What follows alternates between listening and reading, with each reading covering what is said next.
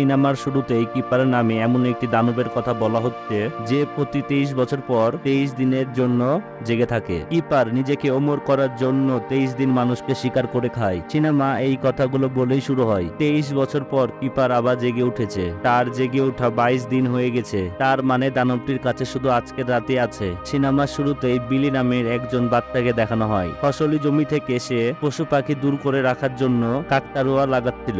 এখানে আমরা তার বাবাকে দেখতে পাই। সে তার ছেলেকে বলছে, বাবা তাড়াতাড়ি কাজ শেষ করো। ছেলেটির কাছে একটি কুকুর ছিল, আর কুকুরটা যেন কাকে দেখে বারবার ঘেউ ঘেউ করছিল। তখনই বাচ্চাটি একটি কাকতাড়ুয়াকে দেখতে পায়। সে একটু অদ্ভুত ছিল, এই কারণে বাচ্চাটি খুব মনোযোগ দিয়ে দেখছিল। তখনই সে দেখতে পায় কাকতাড়ুয়ার পা নড়ছে। এটা দেখে ভয় পেয়ে যায়। তখনই কাকতাড়ুয়াটি ছেলেটির উপর হামলা করে দেয়। তখনই তার বাবা আর ছেলে দেখতে পায় একটি অদ্ভুত প্রাণী তার ছেলেকে নিয়ে দৌড়াচ্ছে। বিলি নিজেকে বাঁচানোর চেষ্টা করে।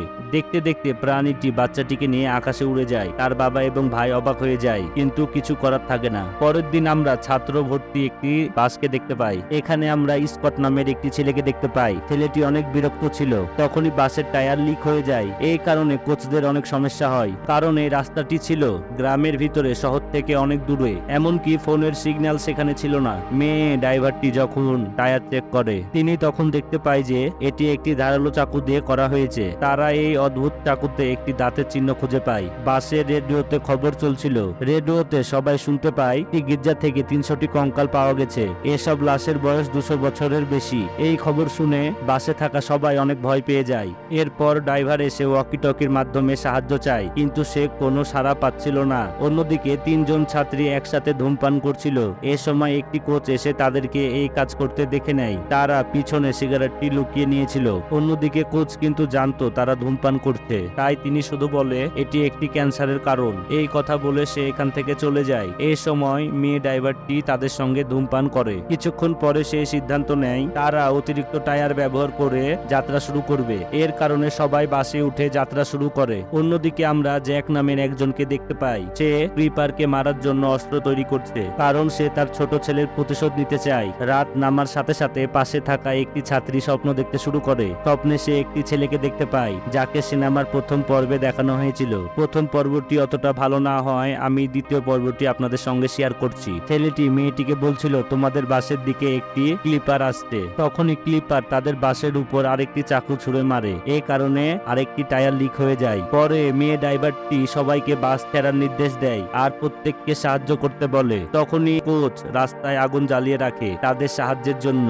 মেয়ে ড্রাইভারটি যখন টায়ারটি দেখে, তখন মেয়েটি সেম আরেকটি চাকু সেখানে খুঁজে পায়। এই কথাটি ড্রাইভার তার কোচের সঙ্গে শেয়ার করে। এই সময় কিপার এসে সে কোচটিকে নিয়ে যায় যে রাস্তায় আগুন জ্বালাচ্ছিল।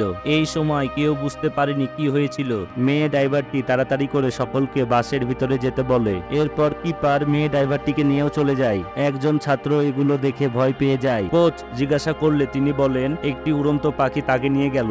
এই সময় কেউ তার কথা বিশ্বাস করার মুহূর্তে ছিল না। কি করে সম্ভব একজনের পক্ষে মানুষকে উড়ে নিয়ে যাওয়া? ছেলেটি বলে আমি কোনো গল্প বলছি না, আমার চোখে দেখেছি সত্য ঘটনা, তোমাদেরকে বলছি। তার কথা শুনে বাসে তোলপাড় হয়। তখনই কোচ সবাইকে স্থির হতে বলে। তখনই হঠাৎ করে কিপার এসে কোচকে নিয়ে চলে যায়। কিছু ছাত্র বাঁচানোর চেষ্টা করে, কিন্তু সবাই বৃথা হয় এবং সে তাকে নিয়ে পালিয়ে যায়। এগুলো সব নিজের চোখে দেখতে পেয়ে সব শিক্ষার্থীরা ভয় পেয়ে যায়। এই কারণে তারা বাসকে ভিতর থেকে তালা দিয়ে দেয়। আবার সেখানে কিপার আসে, বাসের ভিতর সবার দিকে তাকিয়ে থাকে। মেয়েটি অজ্ঞান হয়ে যায়, আবার স্বপ্ন দেখতে শুরু করে। তখনই সিনেমার প্রথম অংশের বাচ্চাটিকে দেখানো হয়। সে বলে 23 বছর পর পিপার 23 দিন খাবারের জন্য জেগে থাকে। মেয়েটি বলে সে কি খায়? ছেলেটি বলে মানুষ খায়। তখনই মেয়েটির জ্ঞান ফিরে আসে। তখনই সবাইকে তার স্বপ্নের কথাগুলো বলে। আমি একটি ছেলেকে দেখতে পাই। ছেলেটি বলে আমাদের সবাইকে কিপার খেয়ে ফেলবে, কিন্তু মেয়েটিকে কেউ বিশ্বাস করতে প্রস্তুত ছিল না। তখনই আমরা বুঝতে পারি কিপার যখনই তাদের উপর হামলা করতে আসে,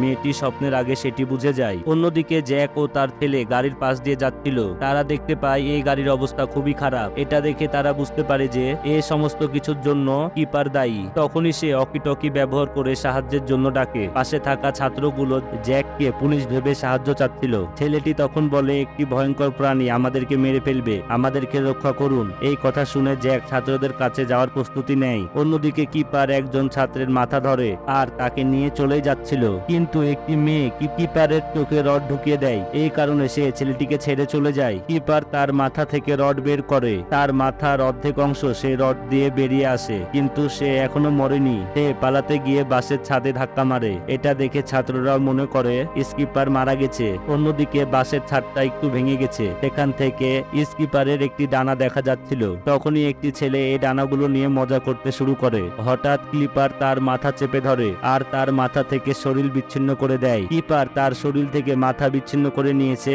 আর ছেলেটির মাথা লাগিয়ে নিয়েছে। এসব করার পর কিপার সেখান থেকে পালিয়ে যায়। কিপার এখান থেকে পালিয়ে যাওয়ার কারণে বাচ্চারা বাস থেকে দৌড়ে পালায়। তারা মনে করছিল বাসে থাকায় সব থেকে বড় বিপদ। তখনই কিপার চাকু নিয়ে একটি বাচ্চার উপর আক্রমণ করে। তার বন্ধুরা চাকুটি বের করতে সফল হয়, কিন্তু তখনই কিপার তাকে নিয়ে চলে যায়। তার বন্ধুরা চিৎকার করে আর দেখতে থাকে, কেননা তাদের কাছে আর কোনো কিছুই করার ছিল না। স্বপ্ন দেখা মেয়েটি সবার সঙ্গে সঙ্গে থাকতে আলাদা হয়ে যায়। এ কারণে সে জ্যাকের সঙ্গে দেখা করতে পারে। তখনই একটি ছাত্র বাসের ভিতর আসে। সে দুজন ছাত্রকে দেখতে পায়। তারা দুইজনা আগে থেকে বাসের ভিতরেই ছিল। তখন বাচ্চাটি বলে, তুমি কেন আবার বাসের ভিতরে আসলে? ছেলেটি বলে, আমি জঙ্গলে কোনো ভালো জায়গা খুঁজে পাচ্ছিলাম না, সে কারণে আবার ফিরে আসলাম। তখনই কিপার সেখানে চলে আসে আর ছেলেটির উপর আক্রমণ করে দেয়। অন্যদিকে বাবা ছেলে মেয়েটিকে সঙ্গে করে বাসের কাছে চলে আসে। তখনই অস্ত্র ব্যবহার করে কিপারের উপর আক্রমণ করে দেয়। এর কারণে কিপার সেখান থেকে পালিয়ে যায়। এরপর তিনজন ছাত্র একটি গাড়ি দেখতে পায়। তারা পালানোর পরিকল্পনা করে। কিপার কিন্তু তাদেরকে অনুসরণ করছিল।